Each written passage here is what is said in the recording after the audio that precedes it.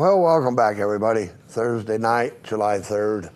I'm here with Commissioner Dan Schinhofen, running for re-election. Also, I have a second trivia question for the pizza. It's how many hot dogs are consumed? You can look it up on the internet. If you can't find it, I'm going to give you a very good clue. It's over 125 million, but it's less than 175 million. Okay. Now, someplace in the middle. So anyway, 727-8750, and it's a nice round number. Yeah. So anyway, so anyway, back to our community of Nye County. Nye County, yeah, and Pahrump, and our district's in the south. Bill actually lives in I live down district. there somewhere. Yeah, yeah. When my wife lets me in the door. Yeah. Okay, that's where I live. Yeah. Okay, but anyway, back to the racetrack thing. Yeah.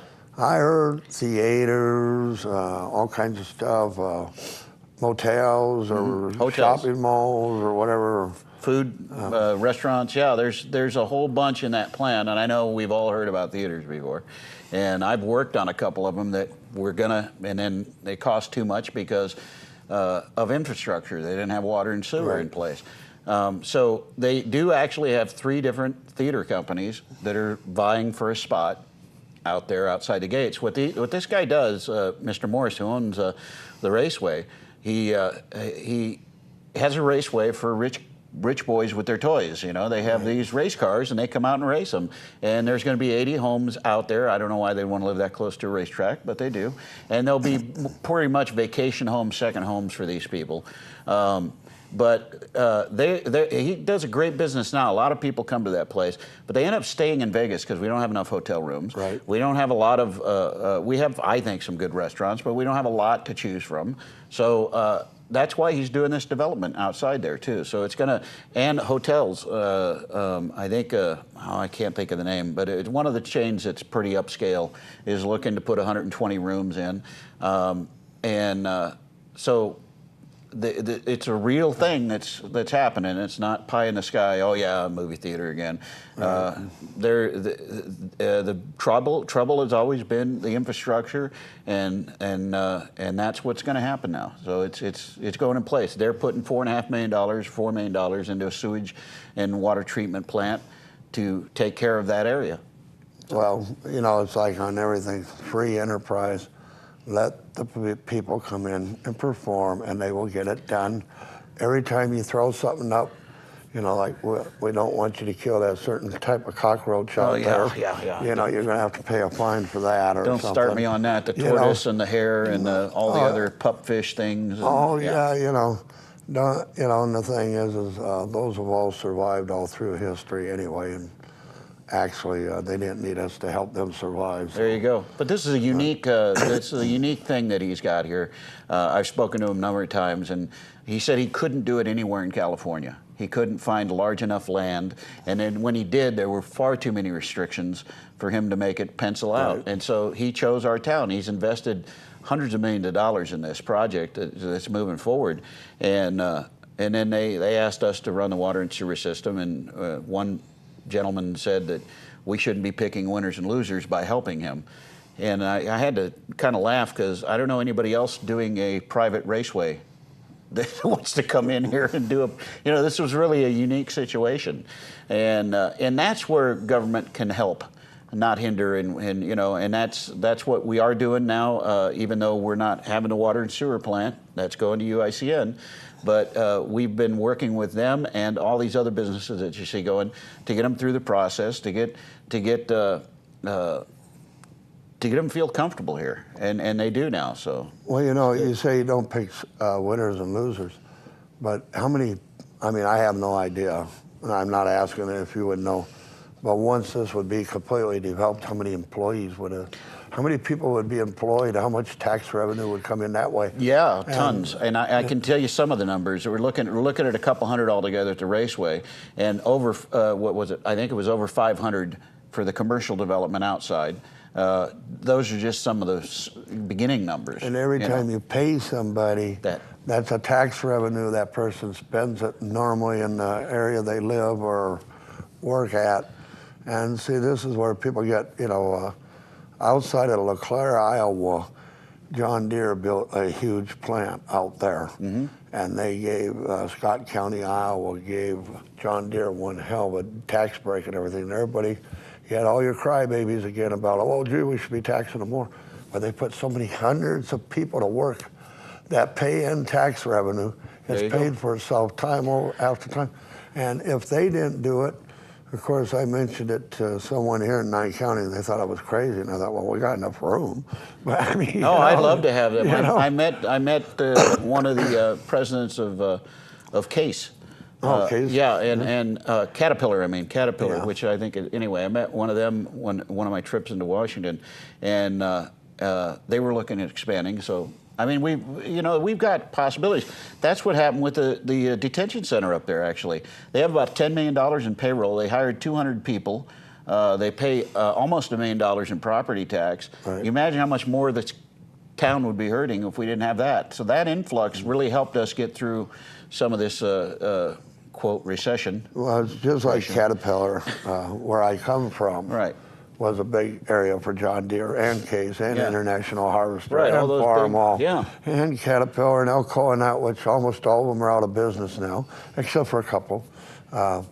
Caterpillar, so you give them a tax break. They come out, they pay people a good wage. Those people come out, they spend the money. They pay taxes in the town, they buy your gas, so you get more roads. And the thing is that's where your revenue comes from. It doesn't come from trying to soak one person the whole way, Right. The multiplier effect. Yeah. Multiplier. That's what it is, and that's what you need to look at. But when you have an immediate impact of roads, you put 1,000 homes in a place that didn't happen before. That immediately impacts roads. The developer should pay for that impact. Right. And that's the only way I'm in favor of impact fees. That work like that. Well, I say impact fees. I'm talking about even taxes. And we can do that. The tax breaks now, because we have Increta, which works with the state. We can't our board can't just say, oh, we're going to negate your taxes or forgive them for 3 years. We have to have approval from the state. We had to have a group that did that for us. We have all that in place now. So we have that tool in our box. Yeah, well, that's what you need to get these people to come here. You want an economy, a successful economy, you got to let the people work. You can't expect the government to give the people everything, because the government needs to get the money from someplace. So they take it away from the person that's working. So now he makes less. I mean, you know, all the way down the list, it comes out to where you just totally hurt yourself. I mean, I know it sounds great. I would love for the government to pay my medical and give me $50,000 a year to live on. Sure. And I don't have to pay housing and that. It's got to come from somewhere. Yeah, but someplace the government's got to get the money to do that. That's right. And it's going to come from the guy who would have built that business and hired 5 people or 20 people or whatever the number is. So, you know, it's a dependency type thing, which I've always said I've never asked the government for anything except for a protection of our Constitution. And I don't expect them to give me anything. And I don't ask them for anything. But that's lacking too. Now it seems they're, ignoring the Constitution. But we have not enough time to get into the pen and phone. No, I would love to read my column. I write a weekly column called "The Ramblings of a Madman" in the Mirror, which my opponents always try to use against me. Well, on the first question here in the Declaration of Independence was taxation without representation, because of the King of England, And so as soon as you mentioned king, for some reason, I just popped to modern day. Yeah. They're acting but it's like not of England, Yeah, and that's and Harry Reid's acting like that in the Senate. Our president keeps saying Congress isn't doing anything. Well, the House has passed tons of bills, jobs bills, immigration stuff, lots of stuff. But Harry Reid won't let anything be heard on the Senate floor that he doesn't want heard. He's acting like a third world dictator. Right. Harry Reid is, and Obama is too, by just declaring these things. We'll put that off and we'll waive you guys, but not waive you guys. The rule of law is what makes this country great, and the republic, to the republic for which it stands when we do pledge. I always emphasize that, to the republic to which it stands, not democracy, not mob rule. Right. There's a way that this works, guys, and that we all have to follow the rules. Well, I think our forefathers were smarter, more intelligent, or wiser, however you want to put it, than the people we got in power today. Yeah. Because they lived through other establishments to bring together what would be good for the people. Now we're kind of separating ourselves. We're classing everybody. Of course, like our president said, if you want to be middle class, just say it. It's only a word. Oh, yeah, it's only a word. Don't go out and work for it. Just say it. My column in the paper that came out today talked about that. The ruling class. You know, it says of the people, by the people, for the people. Of the people meant that the people who rule will be regular folks of the people. But now we've got this ruling class and dynasty stuff that's going on with Bush and Bush. Clinton, now Clinton wants to run again, maybe the other Bush will run, and that, you know, that Adams and Adams in the 1800s, but that really needs to stop. We need people who go in, serve their terms, and then go away.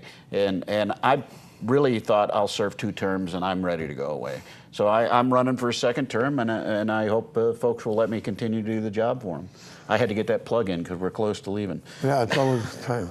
But anyway, once again, if you're going to call in about that second pizza, you only got a few seconds, so 727-8750.